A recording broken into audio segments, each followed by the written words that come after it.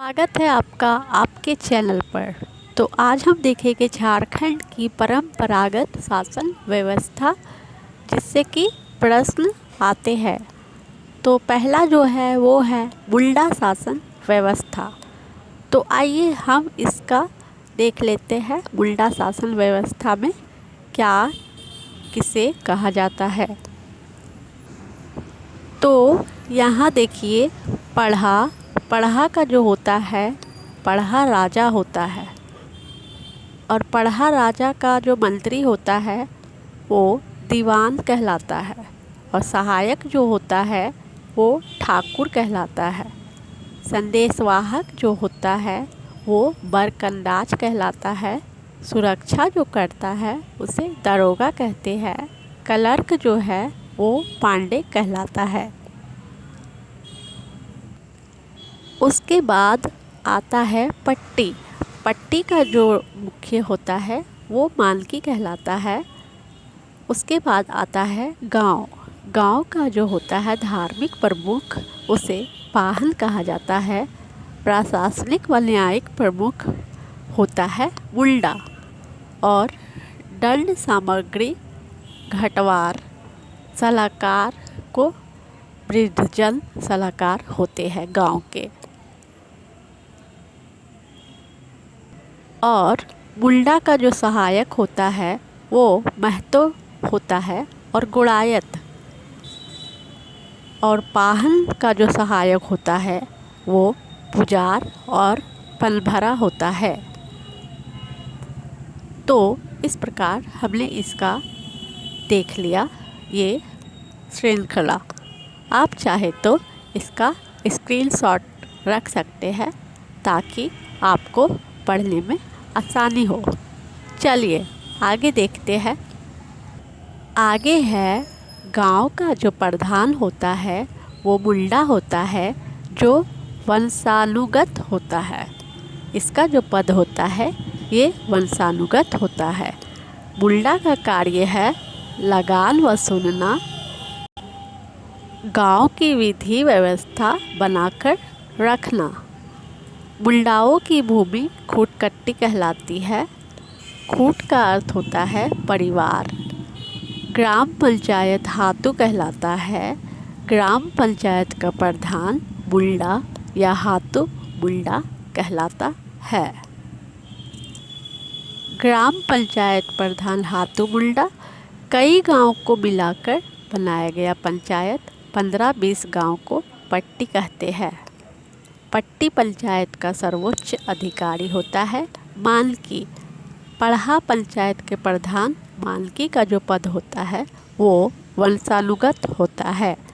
पंचायत स्थल को अखड़ा कहा जाता है, जो एक सांस्कृतिक केंद्र होता है। मुंडा गांव का धार्मिक प्रधान पाहन कहलाता है। मुंडा का सहायक तथा गांव का संदेशवाहक गोड़ायत होता है। पाहन का जो सहयोग करता है वो पुजार या पलभरा कहलाता है। अब देखते हैं नागवंशी शासन व्यवस्था। तो नागवंशी शासन व्यवस्था की स्थापना 64 ईस्वी में हुई थी। स्थापनाकर्ता के थे इसके फनी मुकुट राय। यह शासन मुंडाओं के बाद स्थापित था तथा मुंडाओं के द्वारा हस्तांतरित था। मतलब मुंडाओं ने नागवंशियों को अपना शासन दिया था। राजधानी थी सुतियाम्बे, प्रथम राजधानी, जिसे फनी मुकुट राय ने राजधानी बनाया था। नागवंशियों से 1585 के बाद वसूला जाने वाला कर मालगुजारी कहलाता था। मुगलों को अनियमित कर दिया जाता था, जिसे पेशकश या नजराना कहा जाता था। मुगलों को ये कर देते थे, टैक्स देते थे, जिसे पेशकश या नजराना कहते थे। मुगलों को कर देने हेतु राजा कर वसूलता था। उन्हें भूइहर कहा जाता था। जो कर लेता था, टैक्स लेता था, उसे भूइहर कहा जाता था। जो वर्तमान में उराव की ज़मीन को कहा जाता है। उड़ाऊ की ज़मीन को भी भुईहर ज़मीन कहा जाता है। इलाहाबाद संधि 1765 के बाद नागवंशी शासन पटना काउंसिल के प्रति कर देने हेतु उत्तरदायी हो गए। इलाहाबाद की जब संधि हुई थी 1765 में, तो नागवंशी शासन पटना काउंसिल को टैक्स देने लगे थे। विटली को छोटा नागपुर का कलेक्टर बनाया गया था 1773 ईस्वी में। रामगढ़ हिल ट्रैक्ट का निर्माण रामगढ़ तथा चतरा एवं छोटा नागपुर खास को मिलाकर बनाया गया था। रामगढ़ ट्रैक का संचालन शेर घाटी से होता था, जो कि चतरा में है। स्थायी बंदोबस्त 1793 ईस्वी के तहत नागवंश का पतन हो गया। जब स्थायी बंदोबस्त लागू हुआ था 1793 वाला, तब नागवंशी शासन का समाप्त हो गया या पतन हो गया कह सकते हैं। नागवंशी शासन के जो अधिकारी थे, चलिए अब उनके बारे थोड़ा डिटेल से देख लेते हैं। देखिए, गांव का प्रधान मुंडा कहलाता था। राजा के गांव की खेती करके भंडारण करने वाला जो होता था उसे भंडारी कहते थे। कर जो वसूलता था या न्यायिक राजनीतिक अधिकार वाला व्यक्ति, उसे भूइहर कहा जाता था। धार्मिक प्रधान पाहन होता था। राज्य स्तर पर राजा को महाराज कहा जाता था और राज्य का वित्तीय प्रमुख को दीवान कहा जाता था। वित्तीय प्रमुख को पंचों को निर्णय ग्राम तक पहुंचाने वाला कौन था? पांडे। जो गांव तक पंचों का निर्णय पहुंचाता था उसे पांडे कहा जाता था। नागवंशी शासन में ग्राम स्तर पर 22 अधिकारी होते थे। चलिए अब देखते हैं पढ़ा पंचायत शासन व्यवस्था।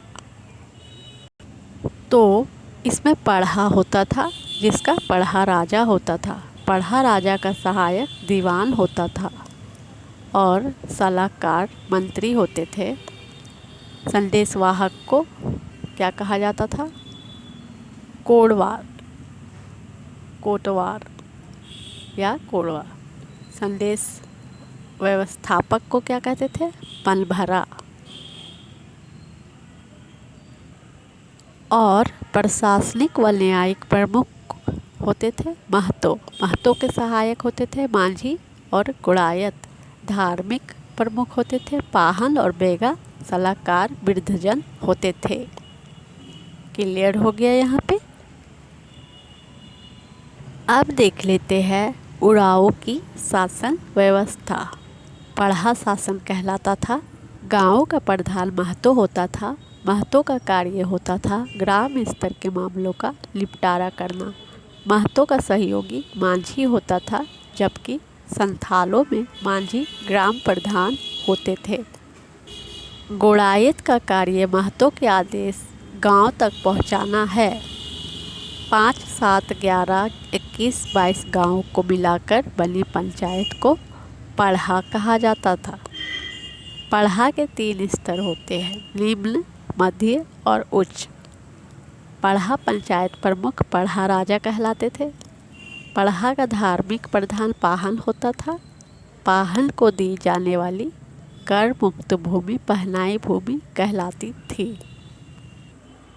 और पाहन का सहयोगी जो होता था वो बैगा होता था। बैगा का प्रमुख कार्य था ग्रामीण देवताओं का पूजा करके शांत करना। पढ़ा शासन का गांव पढ़ा गांव, राजा गांव। दूसरा गांव दीवान गांव। तीसरा गांव पनेरे गांव। चौथा गांव कोटवार गांव।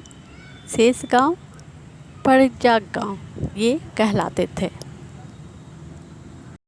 आइए अब देखते हैं मांझी परगना शासन व्यवस्था।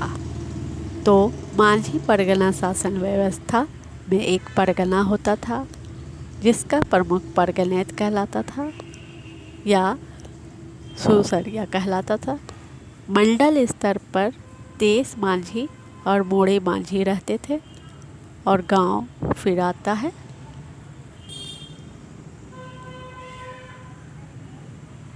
गांव प्रशासनिक व न्यायिक प्रमुख माझी होता था, जिसका प्रमाणिक और जोग प्रमाणिक सहायक होते थे। उसके बाद जोग माझी और गुड़ायत होते थे।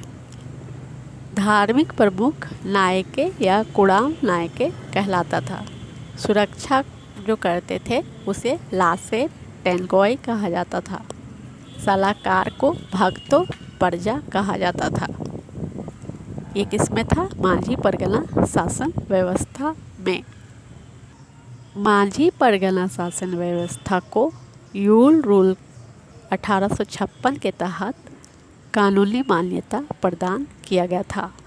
संथालों की शासन व्यवस्था है माझी शासन व्यवस्था। संथालों के ग्राम पंचायत का प्रधान माझी होता है। माझी का कार्य ग्रामीण व्यवस्था को सुचारू रूप से संचालित करना होता था। माझी की अनुपस्थिति में इसके कार्यों को प्रमाणिक या उप माझी करते हैं। माझी का सचिव तथा संदेशवाहक गुड़ैत या गुड़ायित होता है। माझी के सहायक को जोग माझी कहा जाता है। जोग माझी जन्म तथा विवाह संबंधी सलाह देता है। 15-20 गाँवों को मिलाकर एक परगना का निर्माण होता है, जिसका प्रधान परगनेत होता है। परगनेत का कार्य 2 गाँवों के विवादों को सुलझाना है। परगनेत का सहायक तथा 5-8 गाँवों का प्रधान देश माझी या मोड़े माझी होता है। संथालों में एक परगनेत से भी ऊंचा पद होता है, जिसे दिसुम परगना कहा जाता है। गाँव के लोगों के झगड़ों को निपटाने हेतु वरिष्ठ लोगों के समूह को भगतो परगिया कहा जाता है। गांव के रक्षक को लासेर टनगाय कहते हैं। ग्राम का धार्मिक प्रधान नायके होता है। नायके का सहयोगी कुड़ाम नायके होता है। सबसे हल्का दंड करेला दंड होता है, जो 5 रुपये से 150 रुपये तक होता है। यौन अपराध हेतु किया जाने वाला सबसे कठोर दंड है बिटलाहा होता है। अब देखते हैं मुंडामान की शासन व्यवस्था। मुंडामान की शासन व्यवस्था देखते हैं। यहाँ पे थोड़ा सा वीडियो क्लियर नहीं है, इसलिए इसका डिटेल में बताती हूँ नीचे में। तो आइए चलते हैं, देखते हैं इसका डिटेल। हो जनजाति की शासन व्यवस्था मुंडामान की कहा जाता है। मुंडामान की भारत की प्रथम गणतांत्रिक शासन व्यवस्था है। ये कई बार पूछा गया है एग्जाम में। प्रथम गणतांत्रिक शासन व्यवस्था मुंडामान की है। थॉमस विल्किंसन द्वारा 1837 में इस शासन को मंजूरी दिया गया था। यह शासन मुंडा शासन शाखा है। गांव का प्रधान मुंडा कहा जाता है। मुंडा का कार्य प्रशासनिक, न्यायिक तथा राजस्व इकट्ठा करना होता है। मुंडा का सहयोगी संदेशवाहक डकुआ होता है। 7-12 गाँव को मिलाकर पीर का निर्माण होता है। देश प्रमुख मानकी होता है। पीर प्रमुख मानकी होता है। गांव का धार्मिक प्रधान बिउरी होता है। बिउरी होता है। बिउरी का सहायक दिउरी होता है। दिउरी का सहायक यात्रा दिउरी होता है। अब देखते हैं ढोकलो सोहोर शासन व्यवस्था।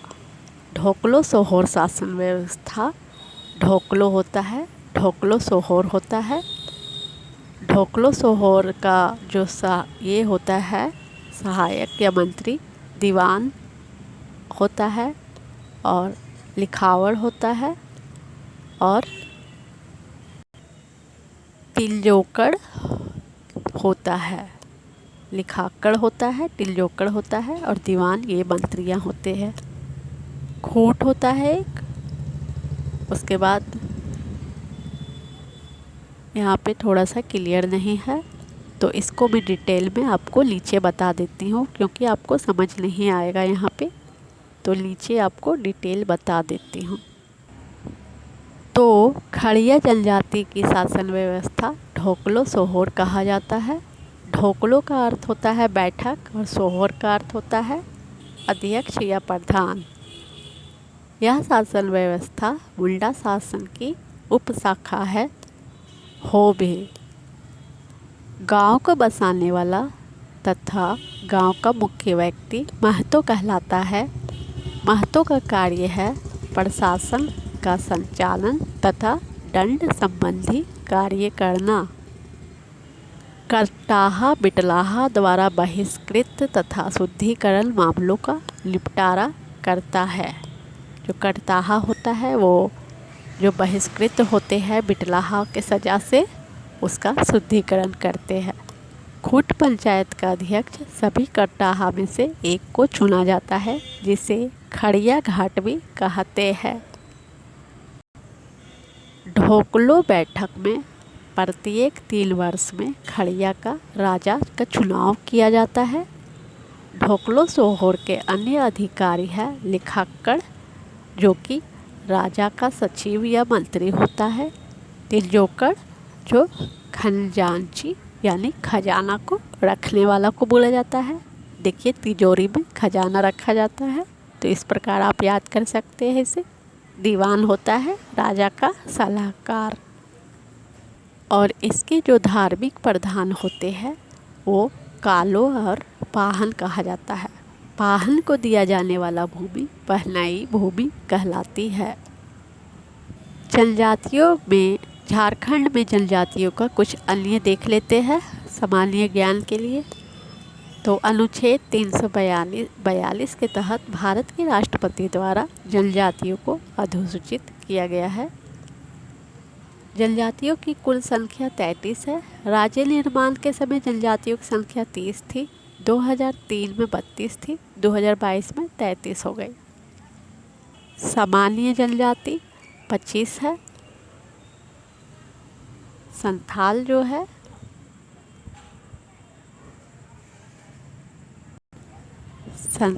जो है वो 31.86% है। उराव 29.60% है। मुंडा 19.60%। मुंडा 14.80%। हो 10.50%। आदिम जनजातियाँ जो है माल पहाड़िया 46%, सोरैया पहाड़िया 16%, कोरवा 12%, पड़हरिया 9% झारखंड में पाए जाते हैं। असुर है 8%, बिरहोर है 4%, सबर है 3%, बिरजिया है 2%। जनसंख्या जो है जनजातियों की ये है 86,45,042 यानी 26.2%। झारखंड में जनजाति 33 है। 8 आदिम जनजाति, अनुसूचित जनजाति और 25 अनुसूचित जनजाति। घुमंतु जनजाति बोला जाता है बिरहोर को, हिल खड़िया को, कोरवा को, बंजारा को। इनके बस्ती को टंडा कहा जाता है। घुमंतु जनजातियाँ जो होते हैं से आप देख लिए, टंडा कहा जाता है इनके बस्ती को। घुमंतु कृषक जो होते हैं झूम कृषि करने वाले जनजाति कहलाते हैं सोरैया पहाड़िया। इनके झूम खेतों को क्या कहा जाता है? कोरवा कहा जाता है, कोरवा। शिल्पी जनजाति है महली, करमाली, लोहरा, चीक और बड़ायक। चीक बड़ायक एक ही है, चीक बड़ायक। अपने आप को उच्च हिंदू मानने वाली जनजाति 5 है, जो है बथोड़ी, बेदिया, बिझिया, चेरू और खरवार। तो इस प्रकार आज हमने देखा झारखंड के जनजातियाँ, और आशा करती हूँ कि आपको झारखंड की जनजातियाँ और शासन व्यवस्था, जनजातियों की शासन व्यवस्था अच्छे से समझ में आ गया होगा, और ये एग्ज़ाम के लिए बहुत ही ज़्यादा महत्वपूर्ण है।